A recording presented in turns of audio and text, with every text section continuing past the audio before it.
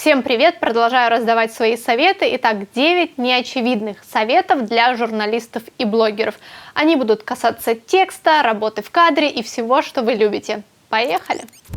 Бывает такое, что вы написали предложение, оно вам не нравится, но вы не понимаете почему. Перечитываете, пересматриваете, понимаете, что написано как-то криво, но не понимаете, в каком именно месте. Что делать в такой ситуации? Если я вижу, что я использовала какие-то нестандартные или необычные для себя словосочетания, я, конечно же, смотрю в Гугле. Но закидывайте это предложение или словосочетание не просто в Google, а выставляйте поиск по новостям и смотрите, как эту фразу используют уважаемые вами издания. Конечно, посмотрите несколько изданий, почитайте, как разные СМИ используют ту фразу, которая вам не симпатична. Обычно до меня сразу же доходит, что я использовала не так. Словарь синонимов. Друзья, русский и украинский языки невероятно богаты на синонимы. Не стесняйтесь их использовать. Да, в идеале у классного журналиста все эти синонимы должны быть в голове, и вы должны выбрасывать по 10 синонимов на каждое слово. Но понятное дело, что это не так, и не постыдно периодически заглядывать в словарь синонимов и использовать слова оттуда. Выработайте в себе привычку делать это регулярно. Ваша речь будет богаче, а текст интересней. Тавтологии и плеоназмы. Отслеживайте в своих текстах вот эти неочевидные повторения. Если вы пишете текст о картинах, то слово «картина» не обязательно должно присутствовать в каждом предложении. О плеоназмах я уже рассказывала в своих видео, это фразы вроде «свободная вакансия». Если мы видим слово «вакансия», то понимаем, что вакансия предполагает свободное место, поэтому если мы пишем «свободная вакансия», то получается повторение. Таких примеров очень много, можете посмотреть, почитать в интернете. Тонкости сферы.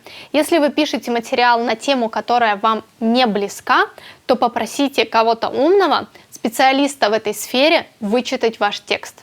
Не всегда даже ваш редактор поймет, что вы допустили ошибку, а только специалист в определенной сфере может сказать: нет, здесь нельзя использовать именно это слово. Так говорить нельзя. Так в нашей сфере говорить нельзя. У меня было так несколько раз, когда умные люди подчеркивали какие-то моменты, о которых я бы никогда не догадалась. И точно не догадался бы мой редактор, поскольку мы не являемся специалистами в этой сфере. Особенно если речь идет о каких-то военных темах, политической повестке, где некоторые слова могут быть откровенно неуместны. Нормально в чем-то не разбираться, ненормально это не признавать. Следующий пункт может быть болезненным для вашей самооценки, но очень полезным для вашего профессионализма. Смотрите и читайте ваших коллег, особенно по той же теме, по которой вы делали материал. Бывало такое, что 15 телеканалов одновременно снимают какое-то событие, и очень важно, чтобы вы, приезжая с этого события, и когда ваш материал уже вышел в эфир, отсматривали, а что же сделали ваши коллеги. Я помню, у меня была такая история, когда мы снимали военные учения, и я отсмотрела около 5 сюжетов своих коллег, и для себя подметила, что упустила некоторые моменты. Понятно, что вы не всегда можете вспомнить обо всем, что происходило с вами во время военных учений, и все равно журналистика, какими бы мы объективными не были, она все равно субъективна, потому что вы показываете зрителю то, что увидели вы. А ваш взгляд, ваше внимание могло упасть на эту часть, а внимание другого корреспондента на эту. И это окей. Вам доверяет зритель, вам доверяет телеканал.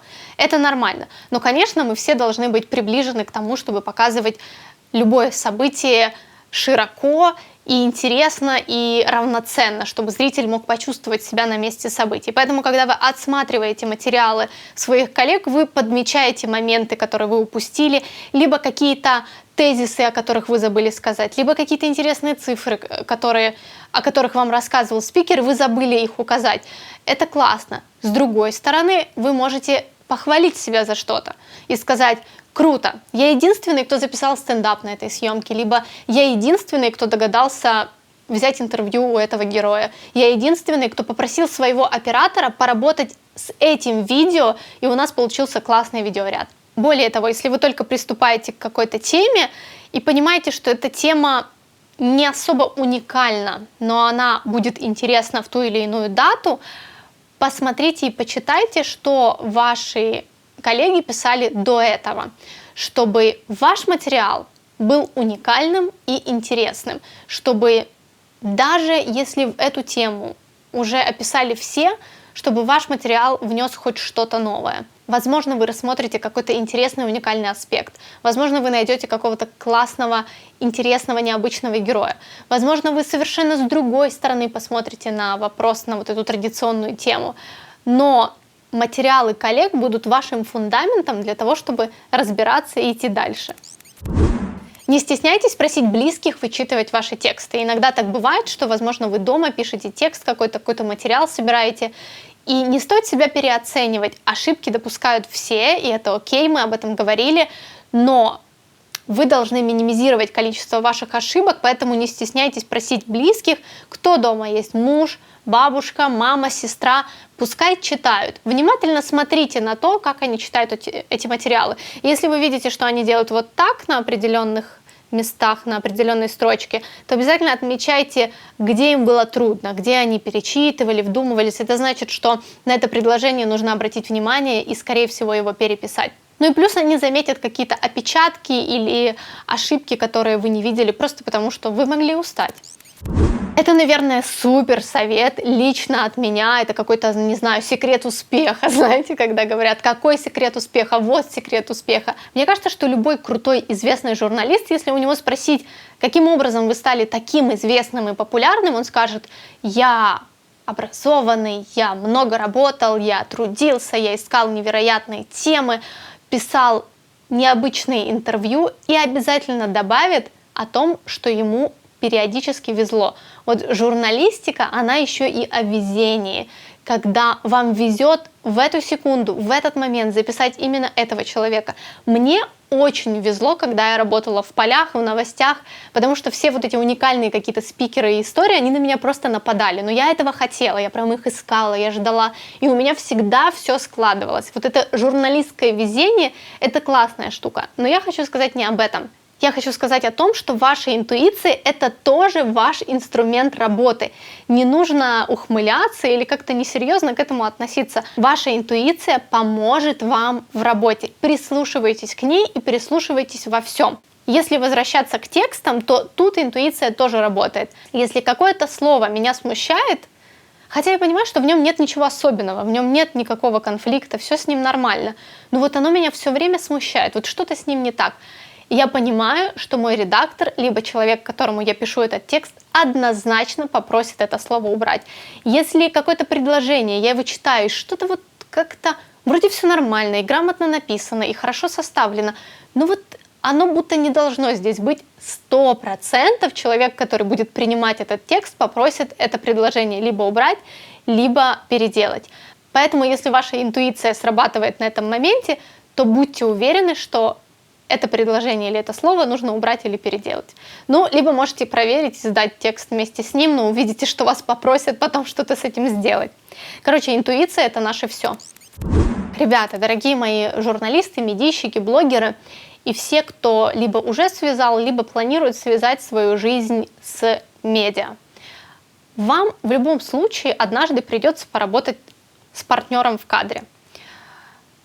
Это может быть ваш блог, это может быть блог вашего друга, это может быть какой-то сюжет, либо эфир, либо интервью. В общем, вариантов миллион. Что я хочу сказать? Работайте как одна команда. Я понимаю, что мы все такие амбициозные, и нам всем хочется вести себя как выскочки в кадре, но от того, что вы будете вести себя в кадре как две отдельные единицы, хорошего результата не получится. Если вас посадили в кадре вдвоем, то вы должны быть одним целым. Я так часто вижу, когда сидит один гость на двоих ведущих, и он что-то рассказывает, а ведущие делают вот так в этот момент. Сидят в своих планшетах, либо в своих ноутбуках. И этот гость, у него просто бегают глаза по студии, потому что ему некомфортно, но это нормально. Я думаю, вы бы поступили так же на месте этого человека, ему нет взгляда, не за кого зацепиться, и он смотрит, там, потолок рассматривает, часы свои смотрит, телефон крутит. Вот он что-то рассказывает, но он понимает, что его вроде как не слушают. С другой стороны, он понимает, что он в эфире, слушают зрители, но ему некомфортно, и он начинает как-то тише говорить, быстрее договаривать, как-то вот, себя некомфортно чувствовать. Это ваша проблема, и это ваша ошибка. Вы виноваты в том, что ваш гость чувствует себя некомфортно в вашем эфире, в вашем интервью или у вас в студии. Нет ничего плохого в том, чтобы подсматривать какие-то вопросы, смотреть советы от редактора в чатике или там от режиссера. Это нормально, это окей, это рабочий процесс. Но если вы видите, что ваш партнер заглядывает в листик и ему нужно срочно что-то подсмотреть, вы не имеете права делать то же самое. Вы ловите взгляд вашего гостя, показывая ему, что я здесь, я вас слушаю, рассказывайте, конечно, да-да-да, все в порядке. И ваш партнер должен сделать то же самое потом. Пока вы подсматриваете какие-то свои данные, цифры, он ловит гостя. Это должно быть естественно, это не должно выглядеть так: сейчас ты, теперь я. Это должно быть очень естественно, очень незаметно, очень аккуратно. Но вы не можете себе позволить уткнуться в двоем листике, пока у вас гость рассказывает какие-то важные события.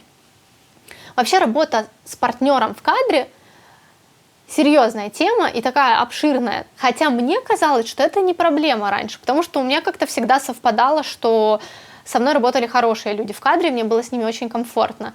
И один из них постоянно просит передать привет в блоге или показать его фотографию. Женя, привет.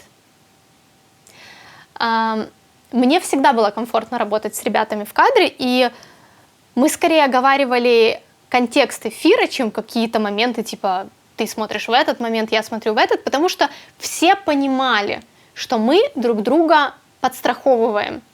Но я заметила, что это понимают не все. Поэтому, если вы садитесь в кадр работать с партнером, оговорите все тонкие моменты. Однажды моему соведущему стало плохо во время прямого эфира. При этом, что было очень неудобно, мы вели стоя, и уже часа 2, наверное, в кадре. То есть, когда ты сидишь, конечно же, тебе комфортнее.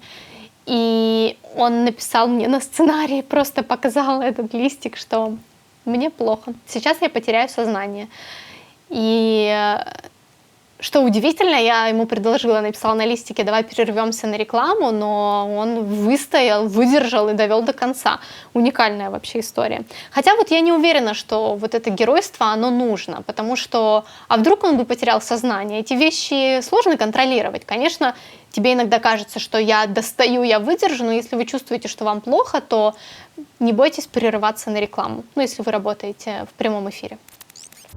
И напоследок правило, которое я просто обожаю, мы его придумали вместе с командой эфира, когда я занималась прямыми эфирами, и я его просто обожаю, и я им пользуюсь сейчас всегда. Этот тренд задал мой коллега, режиссер прямого эфира Сережа, и с тех пор мы решили, что это будет наше правило. Я бы не сказала, что это какой-то лайфхак, но это совет, который поможет чуть проще относиться к ошибкам. Почему я так часто говорю об отношении к ошибкам? Потому что для меня эта тема болезненная. Я всегда очень болезненно реагирую не на критику, а на ошибки, на то, что я ее допустила. Для меня это просто, конечно, катастрофа. И я правда учусь менее болезненно реагировать на ошибки. И сейчас я работаю на человека, который своим примером, как руководитель, показывает, что любые ошибки — это не страшно. И это настолько помогает спокойнее относиться к ошибкам и меньше их допускать. Ну и теперь к правилу, которое мы придумали. Конечно, прямой эфир предполагает лажи. Ну как без этого? Ведущий должен оговориться, неправильно представить гостя, режиссер вывести не тот титр, помощник режиссера забывает, какой сюжет нужно показать, оператор случайно задевает камеру ногой, и кадр двигается. Ну, в общем, вариантов для ошибок в прямом эфире миллионы, и они допускаются ежедневно. Бывают ошибки мелкие, забавные, бывают ошибки серьезные, недопустимые даже иногда, но они есть, и это нужно признать. Как сделать безупречный эфир? Да никак. Но вот это правило, которое мы придумали, было офигенным. Мы договорились, что каждый имеет право на одну ошибку в день.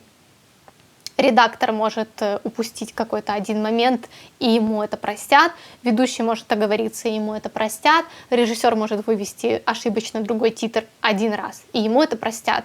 И имея вот это одно право на ошибку, понимали, что это вот право, за которое тебя никто не будет ругать.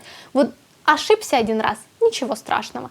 И я заметила, что с тех пор, как мы неформально себе разрешили по одному разу ошибаться, люди чуть расслабленнее относились к этому прямому эфиру, и ошибок было чуть меньше. Да, они тоже были, но когда человек понимает, что его не будут уничтожать за эту ошибку, а у него есть право, он гораздо более уважительно относится к своей работе и более внимательно, потому что он понимает, что его работу уважают и его не будут унижать за эту ошибку. Так что ничего страшного, ошибайтесь, главное, не делайте это слишком часто. Вот такие советики я вам сегодня наговорила. Рассказывайте, что запомнилось, что понравилось. Мне очень интересно читать ваши комментарии. Ставим лайки, подписываемся. Люблю вас, обожаю. Пока-пока.